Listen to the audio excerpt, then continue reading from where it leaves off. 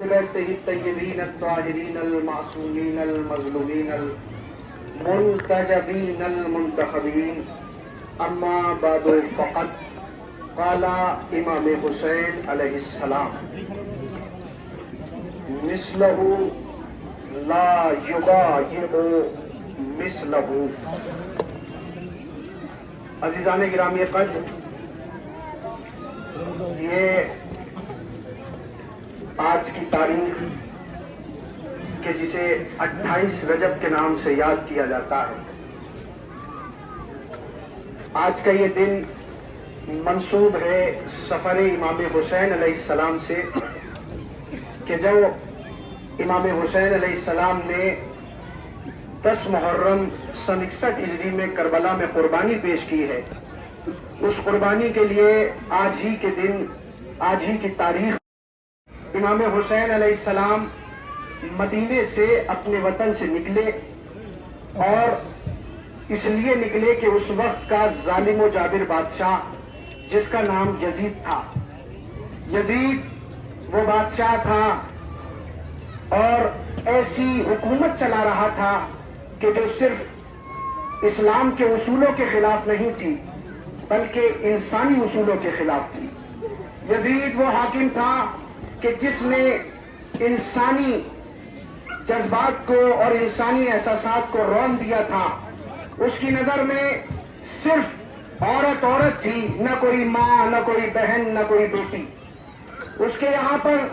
شراب کو جائز سمجھا جاتا تھا، جوئے کو جائز سمجھا جاتا تھا. الغرض اگر میں مختصر کر کے کہوں تو یہی کہوں گا کہ جتنی خامیاں ہر سماج میں مانی جاتی ہیں اور انہیں برا سمجھا جاتا ہے، یزید ان ساری چیزوں کو عام کر دینا چاہتا تھا. امام حسین علیہ السلام نے اس کے خلاف آواز اٹھائی، اور 26 رجب یعنی اس دن سے 2 دن پہلے یزید کا ایک گورنر تھا جو مدینے میں رہتا تھا، جس کا نام ولید تھا. ولید نے امام حسین کو اپنے دربار میں بلایا، اور بلانے کے بعد ایک جملہ کہا کہ اس وقت کا جو حاکم ہے، اس وقت کا جو بادشاہ ہے، وہ چاہتا یہ ہے کہ آپ اس کی بیعت کر لیں. بیعت کا مطلب یہ ہوتا ہے، میں اپنے برادران اور جو ہمارے اہل ونود بھائی ہیں ان کے لیے میں یہ عرض کر دینا چاہتا ہوں، کیونکہ یہاں پہ پولیس عملہ اور پرشاسن یہاں موجود ہے، ہمارے ہندو بھائی یہاں موجود ہیں، ان کے لیے میں عرض کر دینا چاہتا ہوں کہ بیعت کے معنی ہوتے ہیں اپنا ہاتھ کسی دوسرے کے ہاتھ میں دے دینا،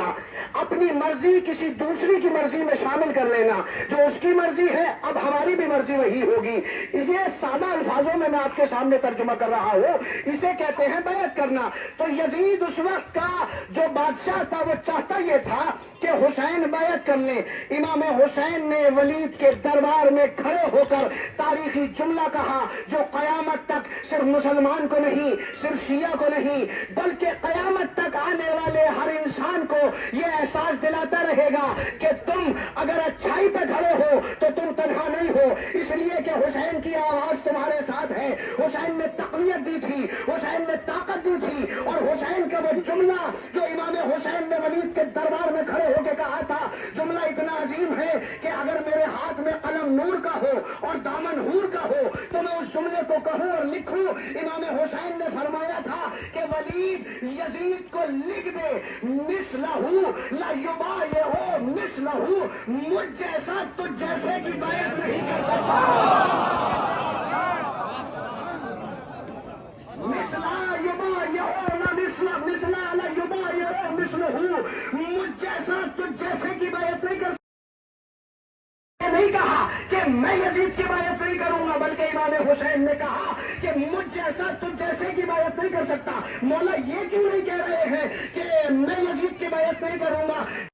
امام حسین کی آواز آئے کہ سنو، کل کو تاریخ کا جھوٹا مورخ یہ لکھ دے گا کہ حسین بھی شاہ تھے اور اس وقت کا حاکم بھی شاہ کہلواتا تھا. اگر امام حسین اس کی بیعت نہیں کرتے تو اس کا مطلب یہ ہے کہ دونوں کے شاہی مزاج میں فرق تھا. حسین کا مزاج یزید کے مزاج سے نہیں ملتا تھا، اس لیے لیے حسین نے اس کی بیعت نہیں کی، لیکن حسین نے حکومت کا اختلاف نہیں رکھا، حسین نے نظریے کا اختلاف رکھا، اور نظریے کا اختلاف رکھ کے بتا دیا کہ قیامت تک جہاں جہاں بھی دیکھنا ہو یہ دیکھتے چلے جانا، زمانہ بدلے گا، لوگ بدلیں گے، چہرے بدلیں گے، لیکن یزید بھی آئے گا، حسین بھی آئے گا،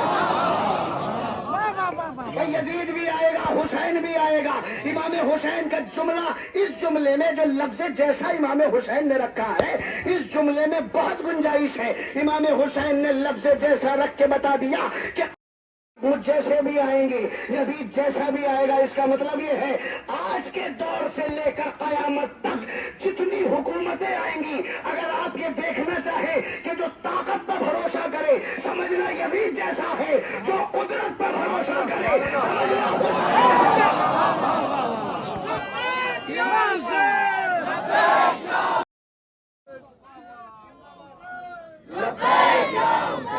جو طاقت پہ جو طاقت پہ بھروسہ کرے سمجھنا یزید جیسا ہے، جو قدرت پہ بھروسہ کرے سمجھنا حسین جیسا ہے۔ میں اپنے بھائیوں کے لیے، جو میرے مسلمان بھائی یہاں کھڑے ہیں، جو اہل حدود کھڑے ہیں، ان کے لیے میں یہ عرض کر دینا چاہتا ہوں، جب امام حسین نے مدینے سے ہجرت کر کے جب کربلا کے لیے نکلے تو راستے میں ایک منزل ہے جہاں مکہ پہنچے۔ جس وقت مکہ چھوڑ رہے تھے حج کے موقع پر، تو امام حسین نے میدان عرفات میں کھڑے ہو کر جو دعائے عرفہ کا جملہ ہے، امام حسین نے فرمایا کہ اے میرے اللہ، اس نے کیا پایا جس نے تجھے کھو دیا؟ بھائی اس نے کیا پایا جس نے تجھے کھو دیا، اور اس نے کیا کھویا جس نے تجھے پا لیا؟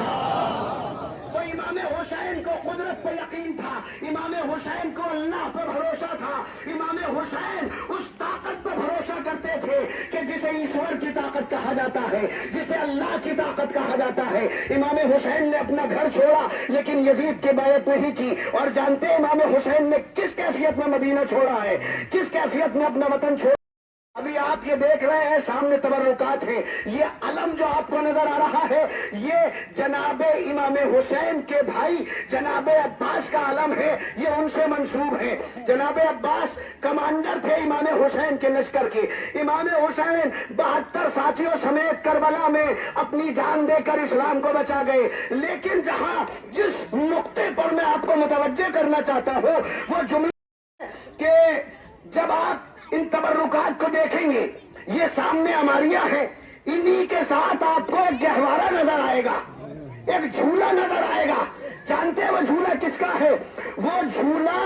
امام حسین کے 6 مہینے کے بچے کا ہے کہ جسے کربلا میں پیاسا شہید کر دیا گیا۔ جانتے ہیں جس وقت امام حسین نے اپنا گھر چھوڑا، اپنا وطن چھوڑا، مدینہ چھوڑا، تو اس وقت جناب علی اصغر کی جو عمر تھی وہ صرف 18 دن تھی۔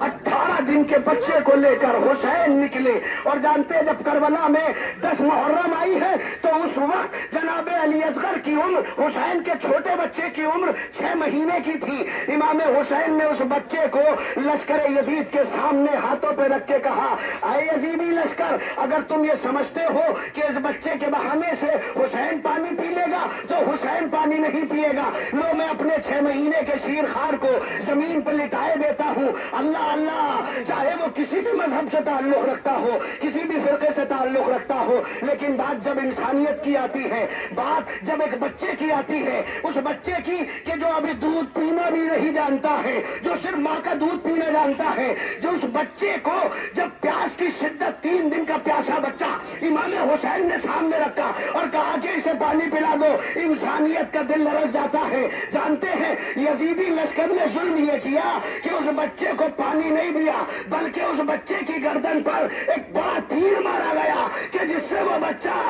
شہید ہو گیا۔ اس کا مطلب یہ ہے کہ حسین نے علی اصغر کی قربانی کو کربلا میں سب کے سامنے پیش کر کے بتایا کہ پوری دنیا پہچان لے، حسین اللہ پہ بھروسہ کرتا ہے، یزید طاقت پہ بھروسہ کرتا ہے۔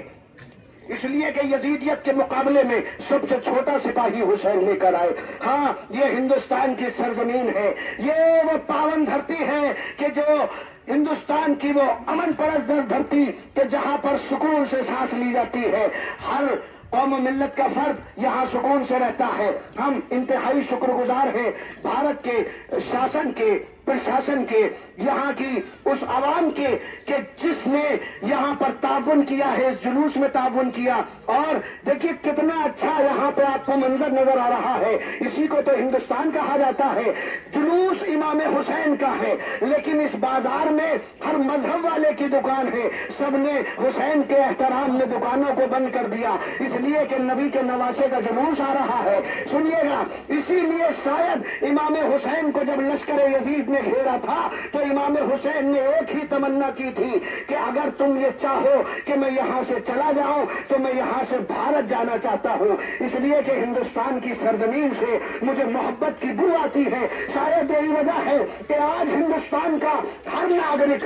ہر فرد، چاہے وہ مسلمان ہو، چاہے وہ سنی ہو، چاہے وہ شیعہ ہو، چاہے وہ ہندو ہو، وہ کسی بھی مذہب سے تعلق رکھتا ہو، لیکن وہ بڑھ کے کہتا ہے حسین ہمارے ہیں، حسین ہمارے ہیں، حسین ہمارے ہیں۔ شاید اسی لیے جوش ملی آبادی نے کہا تھا انسان کو بیدار تو ہو لینے دو،